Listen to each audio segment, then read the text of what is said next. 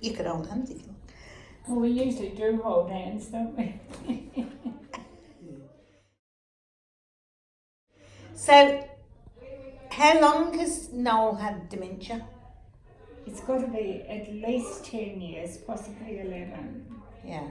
And how did it first manifest itself? When did you know that there was something? He changed a lot. Like, we were thinking of selling the house, and a friend and I were looking at places, and he thought we were plotting against him. We got an appointment with the memory clinic, and they said yes, he had Alzheimer's. See, with dementia, you want to be in your circumstances, the same circumstances all the time, if you can understand. That it's like coming to here, it's the same every time you come. You know, He loves it. It's home away from home, isn't it? No. going somewhere else, to a strange place, is not like you are when you're younger. You know, it's, And you've got some friends here, have you, Noel? Could you? I know you play dominoes and things. You got friends here? Yeah. Isn't Ivan one of your friends? A few of them are. And Chrissy tends to beat you at the old dominoes, doesn't she? Yeah. I suppose. He comes home happy from Yeah, here. it's quite different.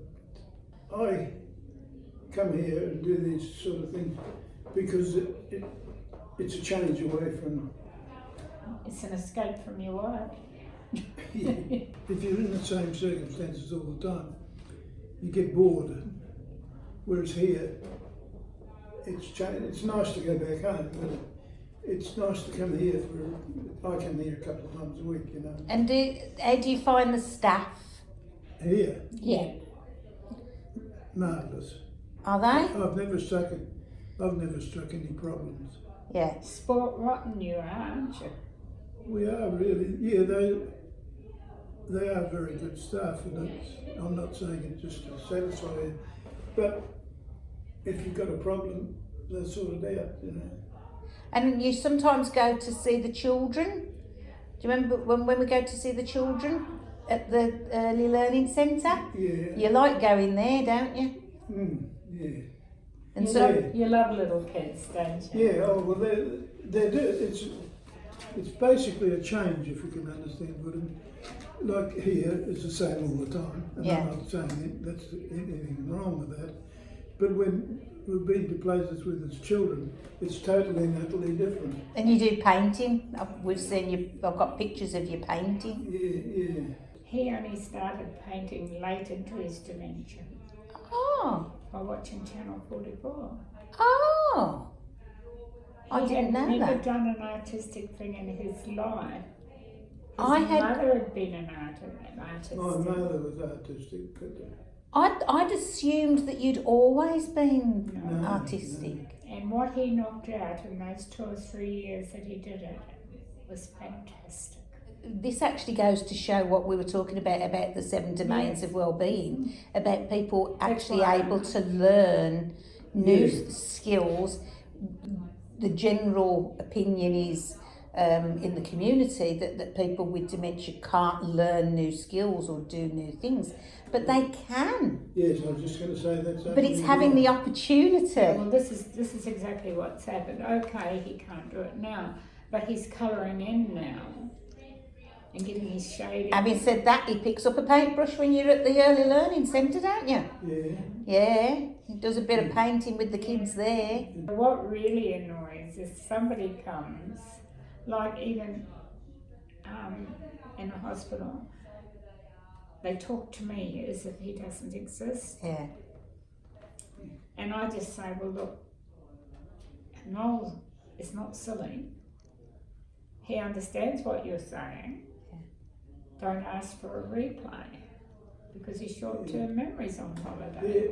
But he knows what's right and what's wrong. The public are Not all. It's not just, all, but in general, they can. There's a stigma. And I think It's silly. it's similarly to people in wheelchairs, isn't it? They'll always talk to the person pushing the wheelchair, not the person in the wheelchair. Yeah.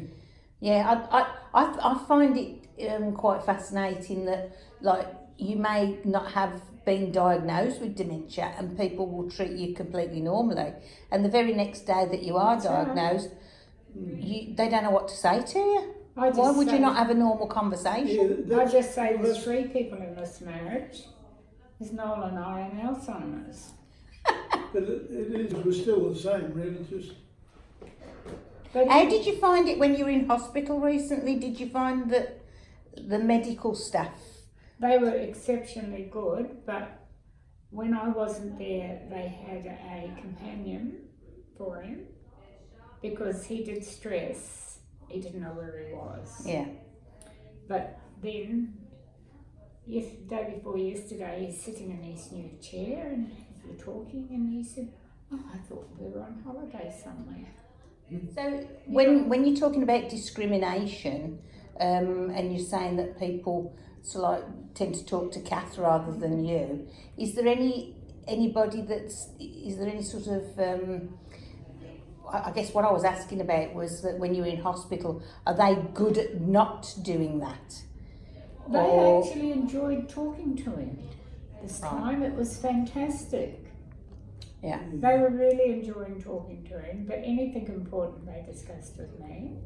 But then when he was in Royal Perth last year, my daughter took me in, and they talked to my daughter and ignored me as well, Oh. and gave her all the data that I should have been getting. How about when you're out in the community? I mean, obviously you've not got a sign over, around your shoulder saying I've got dementia. So do people? We just go normally if we go into a restaurant, like he likes about once a month. I take him to the Swan Tavern because he likes their Guinness pie and Yeah. chips, and he eats it all, whereas he doesn't eat all his meals at home. yeah. And he's treated perfectly. I think in some cases, people that have got dementia, they are their own worst enemy, if you can understand. Because we're still the same, really, as what we started. Does having a diagnosis with dementia, are you cross about that, or is it just another disease No, it doesn't that worry me. doesn't worry you? Just another disease that you've got to. Well, yeah, put up with. there's always somebody worse off than yourself, if you can understand. So why, and I'm very lucky that. His original words were, "This Alzheimer's doesn't know what it's in for, tangling with me."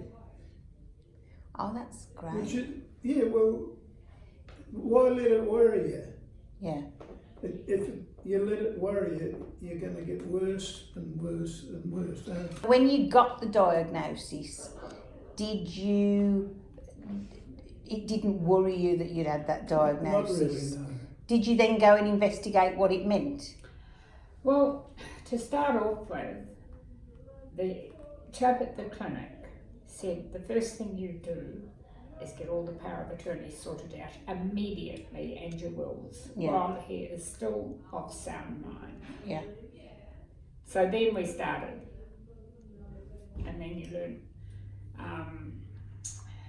We went to the public trustees and they wanted our GP to sign the papers that he was of sound mind, but she wouldn't. It was Dr. Stankovic, and she refused to. In case it ever come to a court case, she didn't want to be involved. So did you have to go somewhere else to get that No, done? the lawyer dealing with sorted it for us. Yeah. But But you see, that was a shudder because it was Alzheimer's, you know. Yeah, but interestingly, that's precisely what we're talking about. That was a it's the discrimination, stigma, wasn't it? it's just there. And,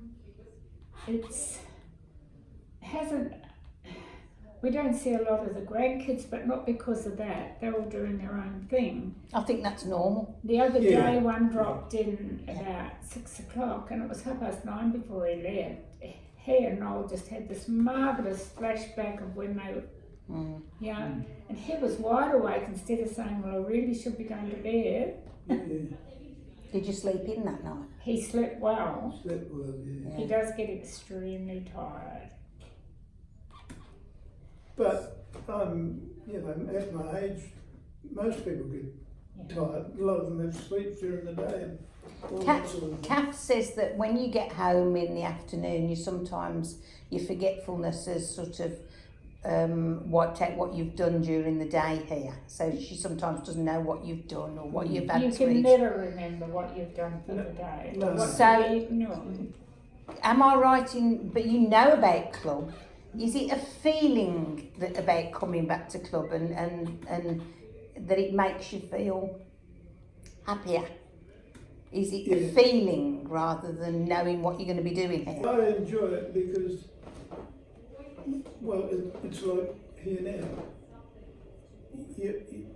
I'll probably learn one little thing or something out of this. Yeah. And it's all, You'll you know, forget it, but it will come back. and it'll come back, yeah. And for some people, you know, you have a wonderful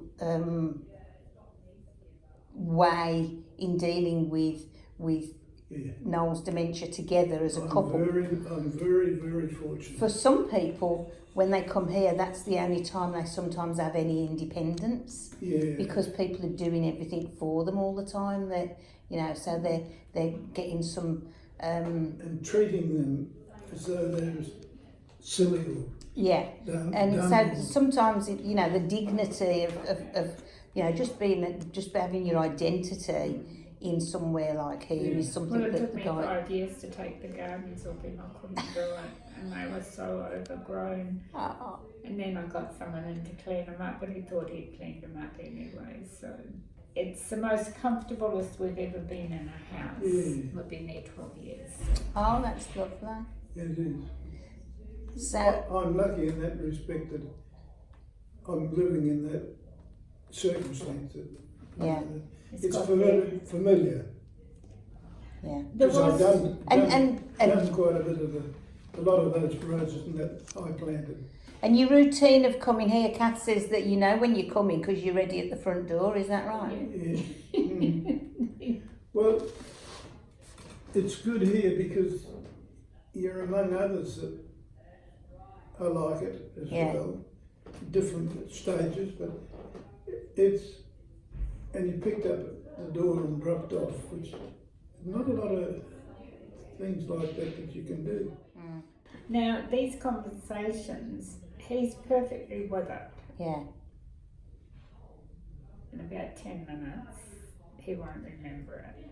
But that is working when he's talking. I've got to say, one thing that I find is so great about talking to the pair of you is the sense of humour that you've both got. Oh, we declared we'd find the funny side in everything. And we've had to, haven't we? Yeah, well, you have to be serious sometimes, but But you you leave don't that for have to me. be serious all the time. And that's what, like, we have a lot of fun, don't we? And how do you handle any worrying? Give it to you. Yeah, he always has.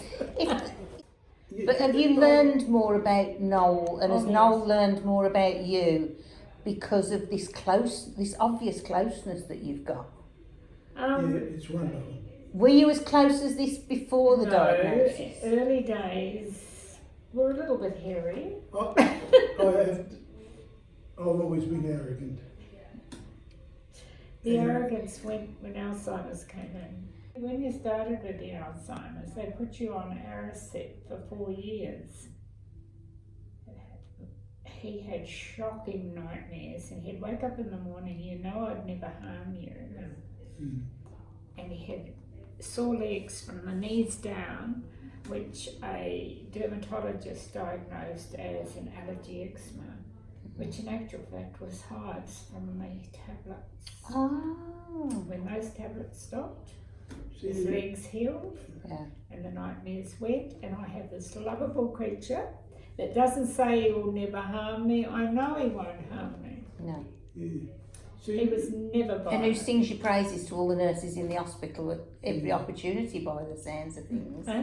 Sings your praises to the nurses at the hospital. Oh yeah, well, Making nurses cry, she's been telling me all about it. these medical people, can be a bit one-eyed in the fact that they don't think outside Outside the the circle, box. if you get Yeah. what I mean. Well, I did bring up the subject of that tablet with my daughter, and she said, "Oh yes, that was for the early days of Alzheimer's only." Yeah. And she said it was.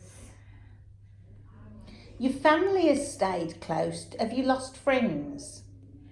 Yeah, well, people used to call in for a coffee, and I don't know whether they were just like people like me. I sold quite a bit of my china on Facebook and got become friends with people, but then they just stopped calling. Say hi on Facebook, but never come for a coffee or anything.